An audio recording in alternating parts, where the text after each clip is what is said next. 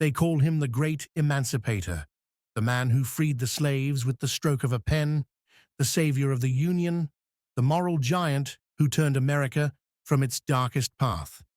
The story is neat, simple, and inspiring. But the truth, as always, is more tangled, more human, and far less flattering.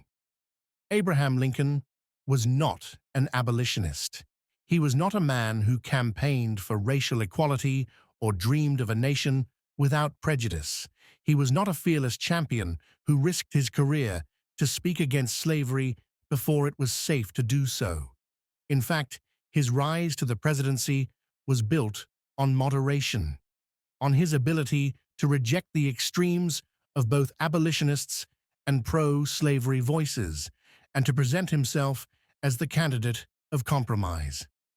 The myth we tell children in classrooms, that Lincoln stood up one day, saw the injustice of slavery, and decided to end it forever, is not only inaccurate, it obscures the real story of how freedom came to millions of people.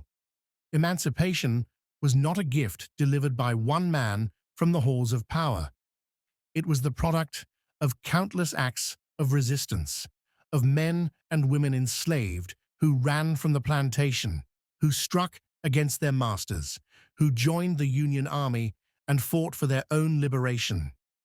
It was the result of abolitionists who agitated for decades, of politicians who saw in slavery a political problem rather than just a moral one, and of a war so bloody and relentless that it shattered the old compromises and forced choices no president had ever wanted to make. Lincoln has been elevated into near sainthood, his words carved in stone, his face on money, his monument rising like a temple in the capital city. But to truly understand him, we need to step away from marble statues and campaign slogans. We need to see him not as a saint, but as a politician, cautious, calculating, and often conflicted. He wanted to save the Union above all else. If that meant keeping slavery where it already existed, he would do it. If that meant freeing the enslaved as a weapon of war, he would do it. And in time, he did. But emancipation was not the inevitable result of Lincoln's virtue. It was the messy, painful outcome of war, politics, and relentless pressure from the enslaved themselves. To see the truth, we have to pull apart the myth of the great emancipator and ask, what did Lincoln actually believe? What did he actually do? And who really freed the slaves? Before the Civil War ever began, Lincoln's speeches reveal a man who despised slavery on principle but also harbored deep prejudice. He called slavery a moral wrong, but not because it violated the humanity of black people. Rather, because it threatened the foundation of democracy, because it degraded free white labor, and because it risked tearing the Union apart. Again and again he stated that while he wanted slavery contained, he did not want social or political equality between black and white Americans. During his famous debates with Stephen Douglas in 1858, Lincoln shocked many modern readers by saying bluntly that he did not believe black and white people could live together on terms of equality. He declared that white men should always hold supremacy in America. These were not slips of the tongue. They were calculated political statements aimed at voters in Illinois who were deeply racist but also deeply divided over slavery's expansion. Lincoln sought a careful middle path against the spread of slavery, but not for the abolition of it in the South. Even after his election, Lincoln entertained the idea of colonization, resettling free black Americans in Liberia or Central America. He spoke openly about it, sometimes even in the presence of black leaders who found the idea insulting. He believed America's racial problem might be solved not by integration or equality, but by separation. And yet at the same time, he resisted the aggressive spread of slavery into Western territories. He saw the slave power, the wealthy Southern elite, who sought to dominate Congress and national politics, as a danger to democracy itself. Lincoln's position before the war was contradictory. He opposed slavery in principle, but tolerated it in practice. He rejected racial equality, yet called slavery an injustice. He supported colonization, but also opposed the idea that human beings could be owned like property. He was no radical. He was not even an abolitionist by the standards of the day. He was, in every way, a politician searching for balance in a divided country. And that is why his transformation during the Civil War is so striking. The war did not make him an abolitionist, but it forced him to take steps he never would have taken otherwise. It pulled him step by step toward emancipation. When the Civil War broke out in 1861, Lincoln's message was crystal clear. The war was about saving the Union, not about freeing the slaves. He repeated this over and over, knowing that any hint of abolition could drive the border states, Kentucky, Missouri, Maryland, and Delaware, into the arms of the Confederacy. These states were slaveholding but had not seceded. If they left, the Union would be surrounded, and Washington, D.C. would be indefensible. Lincoln's first priority was survival, not liberation. But the reality of war did not stay neatly within political boundaries. Enslaved people themselves turned the conflict into a war of emancipation. From the earliest days of fighting, enslaved men, women, and children fled plantations and sought safety behind Union lines. At first, Union generals didn't know what to do. Some sent them back, honoring slaveholders' claims.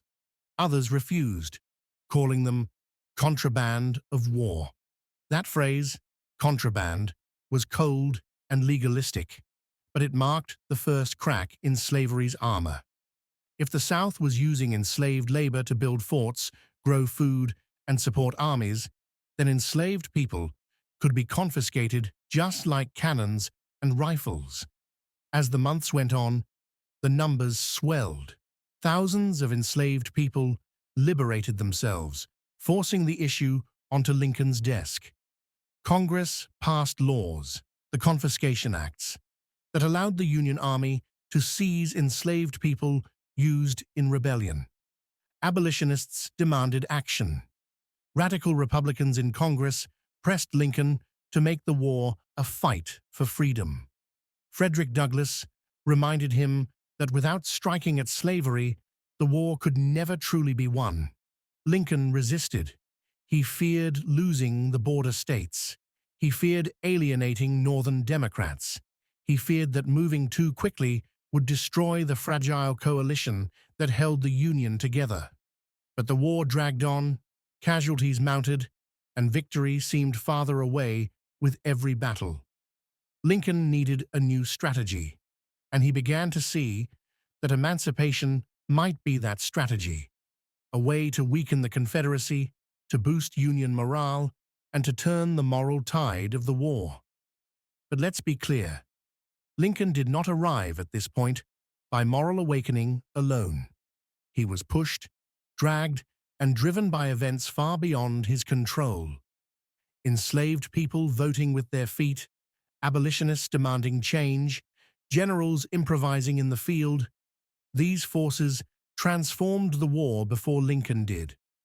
By 1862, he was no longer deciding whether emancipation would come. He was deciding whether he would lead it or be overtaken by it. The summer of 1862 was a turning point. Lincoln had drafted an emancipation order, but he was waiting for the right moment to release it. His cabinet advised him that proclaiming emancipation after Union defeats would look like desperation. He needed a victory. That victory came at Antietam in September, a battle so bloody that it shocked the world, but gave Lincoln the chance he needed. He issued a preliminary proclamation. If the Confederacy did not return to the Union By January 1st, 1863, all enslaved people in rebel territory would be declared free. It was a threat, a warning, and a promise all at once. When the deadline passed, Lincoln signed the final Emancipation Proclamation. With one document, the war was officially transformed. No longer was it only about preserving the Union. It was about destroying slavery. But here is the uncomfortable truth. The proclamation did not free every enslaved person. It exempted the loyal border states. It exempted parts of the South already under Union control.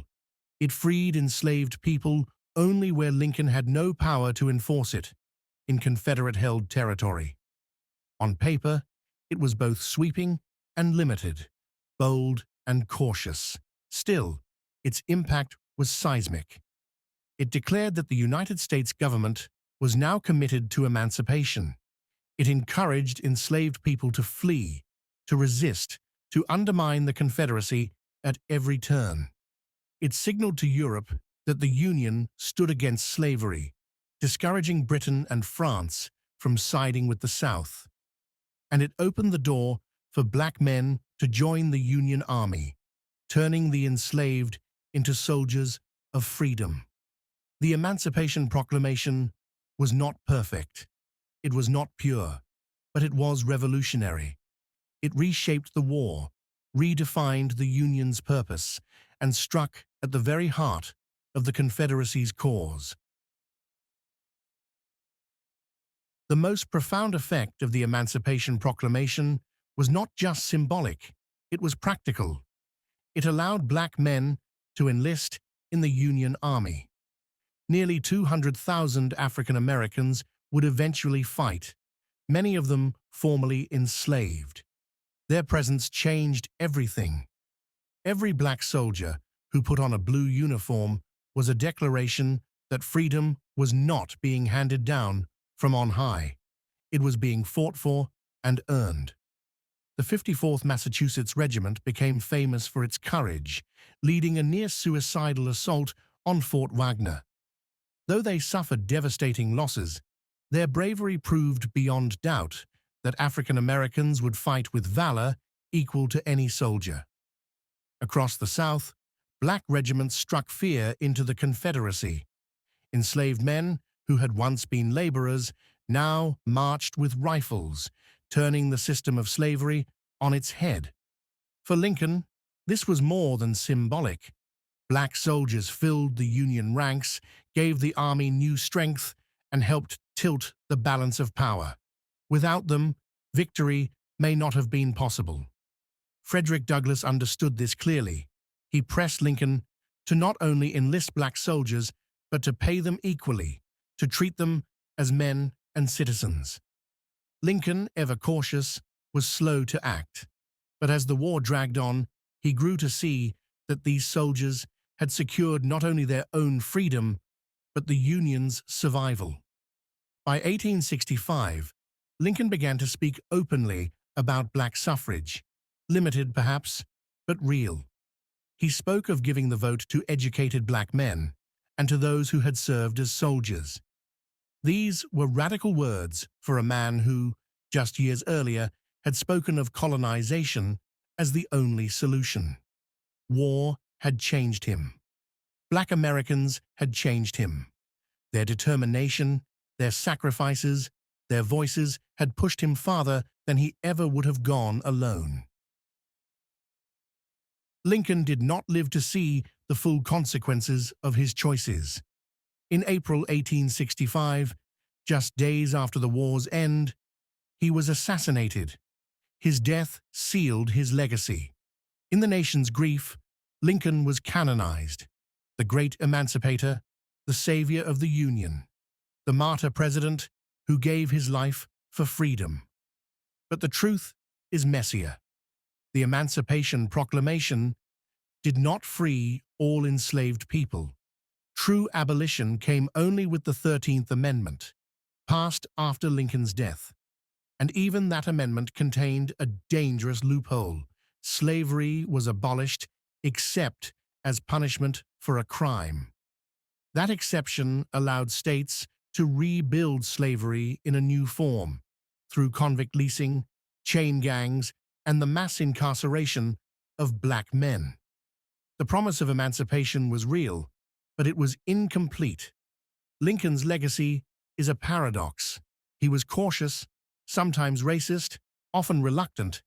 He was also pragmatic, shrewd, and willing to change under pressure. He did not lead emancipation from the front. He was pushed into it by war, by enslaved people, by abolitionists, and by history itself. Yet once he chose the path, he walked it firmly enough to change the course of a nation. The myth of the great emancipator hides all this complexity. It makes emancipation seem like a gift from above, instead of the hard-won victory of those who fought, bled, and died for it. The real story is more powerful. Freedom was not given. It was seized. It was demanded. It was wrestled from the grip of a slave-holding republic and forced into law by the courage of millions. Lincoln was part of that story, but he was not its author. He was a man caught in the storm, shaped by it, and remembered for decisions he might never have made if not compelled by the weight of history. And maybe that is the true lesson of Lincoln and emancipation. Change in America does not come because leaders are enlightened saints. It comes because ordinary people refuse to wait. It comes because the oppressed push the powerful past their comfort, because the enslaved walk to freedom before the law catches up, because soldiers take up arms when politics stalls.